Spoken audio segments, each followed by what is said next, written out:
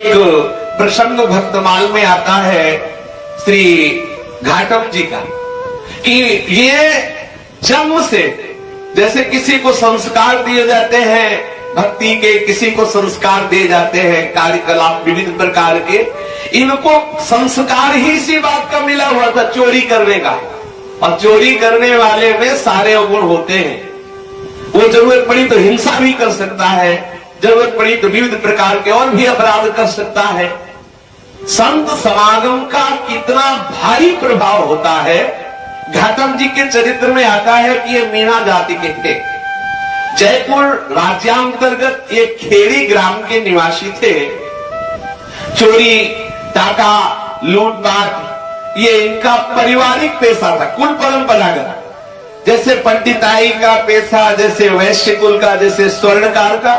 तो यद्यपि जन्मे थे मीणा जाति में, खेड़ी ग्राम में, पर इनके बाबा पर बाबा भी यही करते चले आ रहे थे, चोरी का धंधा था।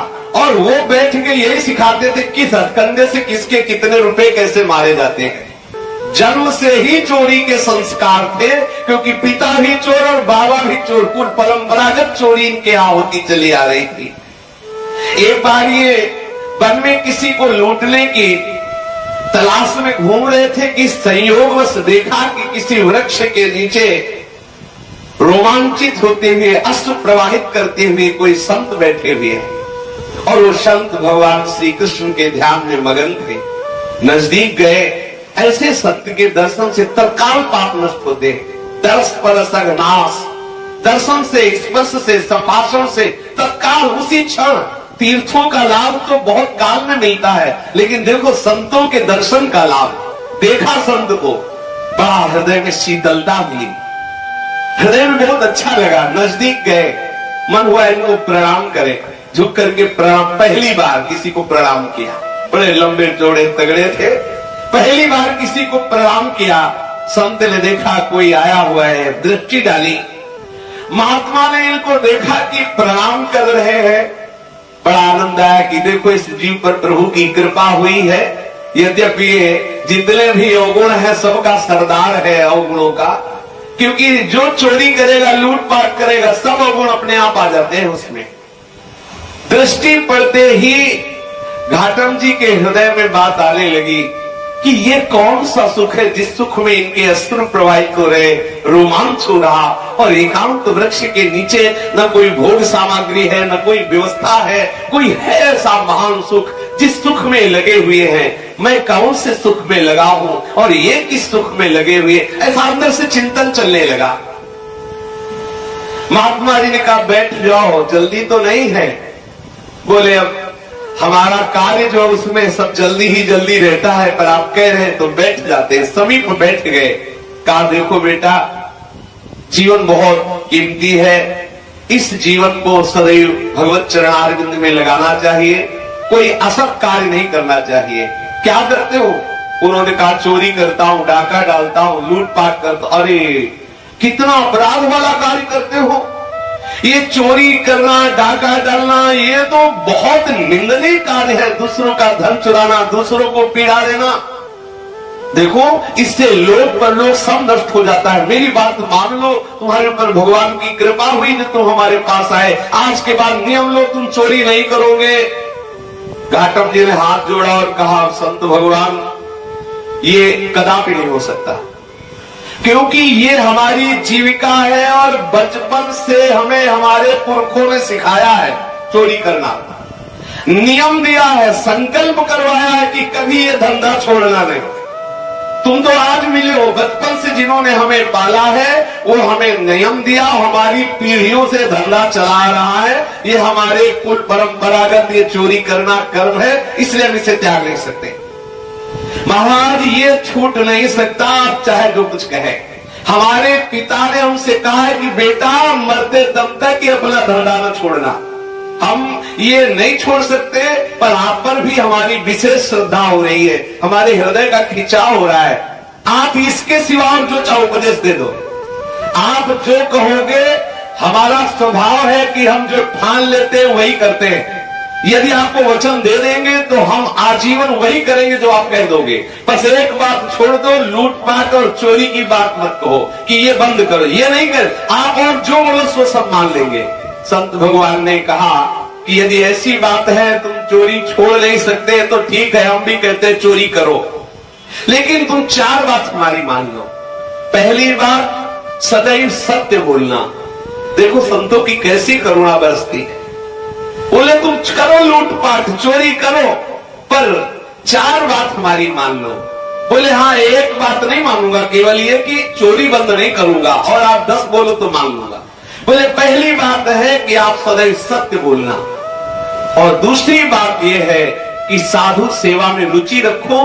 कभी कोई संत दिखाई दे तो प्रणाम करो, आदर से नम्रता से बात करो। कभी तुम्हारे घर आ जाए तो उसे भूखा मत जाने दो, उसको जल पिलाओ, भोजन पाओ, उसकी सेवा शुश्रूषा करो। दूसरी बात है साधु सेवा, और तीसरी बात है कि आज के बाद बिना प्रभु को अर्पण किए हुए ना जल पाना ना अन्न पाना। और चौथी बात है, कहीं भी अगर भगवान की आरती हो रही हो तो बिना आरती दर्शन किए जाना नहीं। देखो कितनी सुंदर बात है। सदैव सत्य बोलना, बन गए सत्य बोलने। सत्य का जो आश्रय ले लिया तो सच्चिदानंद में तो उसकी चित्तवृत्ति लगी रहेगी। जो दूसरी बात साधु सेवा करने का भाव है, ये वो सिद्ध औषधि है भवरोग की। साधु सेवा जिसने करना, पर है बड़ा कठिन। संत सेवा का निर्वाह कर ले जाए, बहुत कठिन बात है, बहुत ही कठिन बात है। क्योंकि बड़े विचित्र विचित्र कोटि के दृश्य आते हैं और भगवान भी परीक्षा लेते हैं। कोई भी संत समागम से सुधर सकता है। तो घाटम जी को दूसरी बात कही कि आप सदैव साधु सेवा करना। पहली बात कि सत्य बोलना, दूसरी बात सदैव साधु सेवा करना, और तीसरी बात बिना प्रभु को अर्पित किए हुए ना पाना। ऐसा करना चाहिए, बिना भगवान को प्रभु को अर्पित किए हुए कुछ भी मत पाओ। यदि जल भी पीना है तो राधा वल्लभ लाल की जय बोलकर अर्पित करके ही पाओ। जो भी पाना है, कभी अगर ऐसा अवसर है कि प्रकट में ठाकुर आपके पास नहीं विराजमान है तो एक क्षण के लिए रुकिए और प्रभु का नाम कीर्तन कीजिए, 2-4 नाम बोलकर प्रभु को भाव से अर्पित कीजिए, फिर पाइए। और भी सच्ची बात यह है कि किशमिश आदि का भोग लगा के प्रसाद पास रखिए। यदि आप कहीं बाहर पाते, 2 किशमिश का प्रसाद भोग कर डाल दिया उसमें, वो प्रसाद स्वरूप को फिर पा ले। अमनिया पाइए ही नहीं, भगवत अर्पित करके पाइए। यदि आपको इसी जन्म में भगवत प्रेम प्राप्त करना है, भगवत प्राप्ति करनी। चौथी बात है आरती का दर्शन। देखो इसमें संप्रदायवाद की बात नहीं, किसी भी ठाकुर की आरती हो रही हो तो 2 कदम रुक जाओ और आरती 1-2 बार का दर्शन करके प्रणाम करके अपने इष्ट का नाम लेते हुए चले जाओ। और हेलना नहीं करनी चाहिए। सब प्रभु यार, मानो कहीं आरती हो रही ठाकुर की और आप कह रहे हैं क्या आरती नहीं, कम से कम अगर वाहन में हो तो उतर जाओ, 1 सेकेंड के लिए उतर कर सर झुकाओ, दृष्टि भरकर आरती को देखो और चल दो। 4 नियम दिए संत भगवान ने। सत्य बोलना, साधु सेवा करना, बिना अर्पित किए हुए कुछ पाना नहीं, और भगवान की कहीं आरती हो रही तो उसके दर्शन करना। घाटम जी ने संत भगवान को प्रणाम किया और कहा, गुरुदेव जीवन भर इन 4 बातों को मैं पालूंगा। अब तो ये लूट पाट करके धन लाते, उस धन से साधु सेवा करते और फिर जो बचता उससे परिवार को पवाते। एक दिन संत जनों की जमात घर पर आई तो इन्होंने तत्काल ही उठकर संतों को दंडवत प्रणाम किया, सभी को सुंदर बैठने के आसन दिए और सोचा कि अब घर में कुछ पाने का है कि नहीं, देखा तो है नहीं। बोले अब क्या करें, वहां से निकले, बाजार में गए, कुछ दुकानदारों से उधार मांगने की चेष्टा की लेकिन उन्होंने मना कर दिया। तो उस समय गेहूं की फसल कट रही थी, किसान गेहूं को मारकर सुंदर सुंदर रास लगाए हुए थे। गए, बड़ा सा चद्दर लेके देखा कि किसान लोग सो रहे हैं, गेहूं भरा, जल्दी से लाए और व्यवस्था की भोजन की संतों की। पर बड़े तगड़े तंदुरुस्त थे तो पैरों के चिन्ह बन गए थे। साधु को पवाते समय सोच रहे थे कि अब तो फंसेंगे ही, क्योंकि जब किसान जगेंगे पैरों के चिन्ह देखेंगे तो अपने आप हम प्रसिद्ध है, समझ में आ जाएगा कि पैर है, हम पकड़े जाएंगे। जैसे जैसे संत जन वो प्रसाद पा रहे थे वैसे ही बादल चढ़ा, बड़ी धूल भरी आंधी और फिर वर्षा हो गई, उनके वो जो पैरों के चिन्ह थे मिट गए। ये बात देख के घाटम जी को और विश्वास हुआ कि साधु सेवा हमें कभी फंसने भी नहीं देगी। बड़ा उनके हृदय में आनंद हुआ, संत सेवा के प्रति और श्रद्धा हुई। ऐसे ही एक बार आपके वो गुरुदेव भगवान जिन्होंने 4 उपदेश किए थे, कोई उत्सव था, तो ये सिद्धांत है कि गुरु जी के पास जाए तो जो भी हो दूर्वा अंकुर फल पुष्प आदि लेके जाना चाहिए, खाली हाथ नहीं जाना चाहिए, ऐसा विधान है। घाटम जी ने सोचा कि गुरुदेव के पास क्या ले जाएं। अब गुरुदेव के पास सेवा पहुंचानी चाहिए, उत्सव है, पर हमारे पास तो इस समय कुछ है नहीं। आपके पास एक पैसा भी नहीं था। आपने निश्चय किया कि अभी अभी चोरी करते हैं रात्रि में और सुबह गुरुदेव भगवान के यहाँ सेवा में दे देंगे। इन्होंने एक फौजी सिपाही का वेश बनाया और एक राजा के अस्तबल में प्रवेश कर गए। रात्रि का समय पहरेदार ने आवाज दी, कौन है? तो गुरु जी ने कहा था सत्य बोलना। तो इन्होंने कहा चोर। पहरेदार ने सोचा चोर होगा तो चोर काहे को कहेगा, कोई ये राजा का पर्सनल आदमी है, तभी ये विनोद में निर्भय होकर कह रहा है कि चोर है। सिपाही के वेश में थे ही, सुंदर जो राजा के घोड़े थे उनमें से एक बढ़िया घोड़ा लिया और उस पर सवार होकर के निकले। आपकी वेशभूषा देख करके पहरेदारों ने फिर पुनः इनको नहीं रोका। अब ये उत्तम प्रजाति का घोड़ा लेकर उस पे आरूढ़ होकर बड़ी शान से ठसक से निकले तो किसी की हिम्मत ही नहीं पड़ी कि कोई संशय कर सके। अब रात्रि का समय था, वहां से चले, सोचा कि घोड़े को कहीं बेच देंगे। प्रातः काल ब्रह्म मुहूर्त में मंगल आरती ठाकुर की हो रही थी।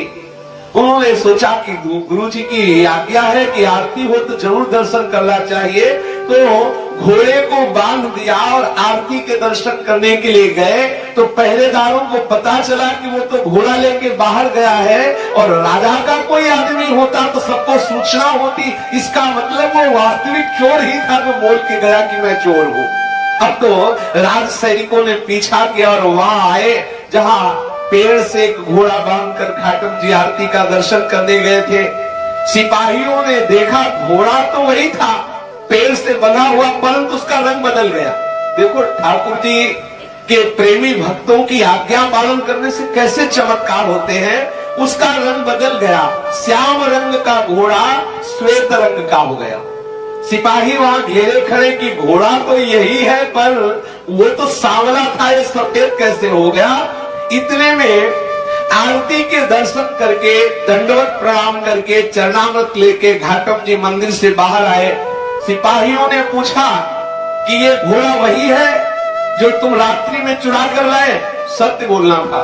बोले हाँ मैं वही चोर हूँ जो घोड़ा चुरा के लाया, पर वो घोड़ा तो सांवला था, कि सफेद कैसे हो गया? बोले ठाकुर जी जाने, हमारे गुरु जी ने कहा था आरती दर्शन करना, हम आरती दर्शन के लिए गए, इतने में ये घोड़ा सफेद हो गया, हमें पता नहीं, ये गुरु जी का ही कोई चमत्कार है।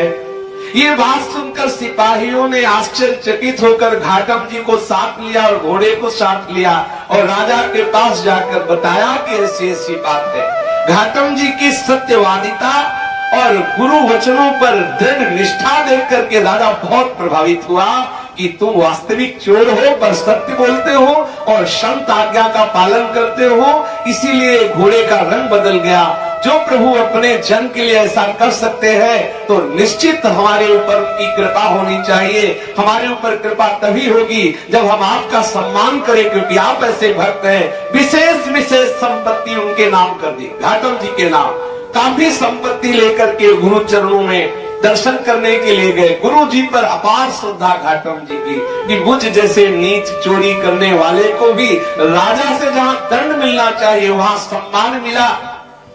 ये गए और गुरु जी को भेंट समर्पित की, उत्सव में सम्मिलित हुए और निश्चय कर लिया। फिर गुरुदेव से कहा, हे गुरु जी, जो आपने पहली बार मना किया था कि चोरी ना करना, आज मैं अपने आप से नियम लेता हूं कि जीवन में कभी चोरी नहीं करूंगा।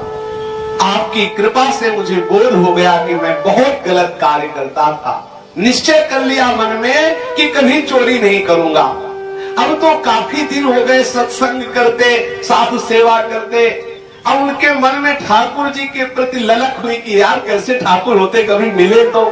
काफी दिन हो गए जब ठाकुर जी नहीं मिले तो गुस्सा आ गया उनको। उन्होंने ठाकुर जी से नाराज होकर के कहा कि पहले तो मैं यूं ही खाता, अब तो नहा कर खाना छाओ। तिलक थारे निमित्त लगावा छाव। ठाकुर जी, पहले तो मैं बिना नहाए खाता था, अब आपके लिए मैं नहा के खाता हूँ और आपको अर्पित करके खाता हूँ।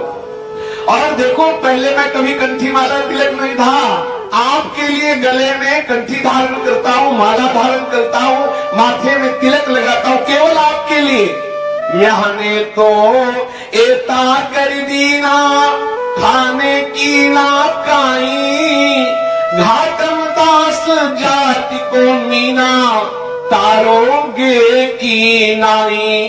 प्रभु, आपके लिए मैं इतना कर रहा हूँ कि ला के खा रहा हूँ, तिलक लगा रहा हूँ, कंठी बांधे हो आपके नाम की। आप क्या कर रहे हो?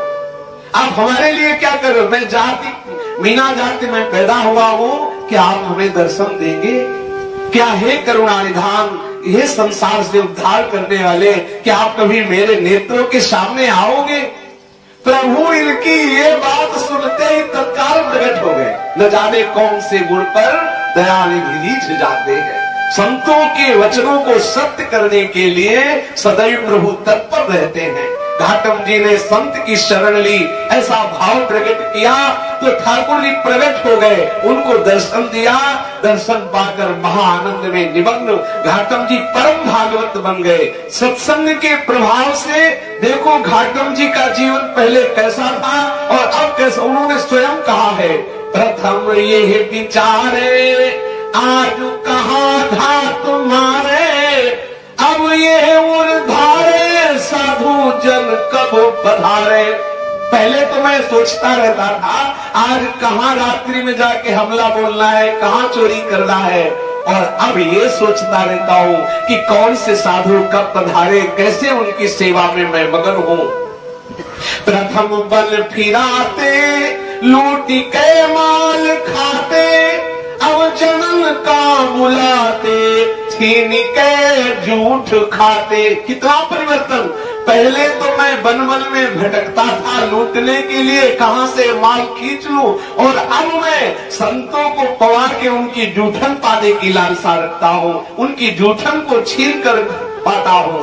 अब फिरत सिपाही हथ कड़ी को पिढ़ाऊं, अब फिरत जन घनेरे पाद रज सिर चढ़ाऊं। जब चोरी करता था, संत समागम नहीं हुआ तो सिपाही हथकड़ी लिए घूमते थे कब बंदी बनाऊं, और जब संत समागम हो गया तो लोग चाहते हैं कि मेरी चरण रज अपने माथे पर चढ़ाने की। कसी विविध गति दुरंगी तब रहे दुष्ट संगी, अब सुमतियो उमंगी हो गए साधु संगी। कैसा दुष्ट था, कैसी दुरंग चाल चलता था, कैसा हमारा स्वभाव था।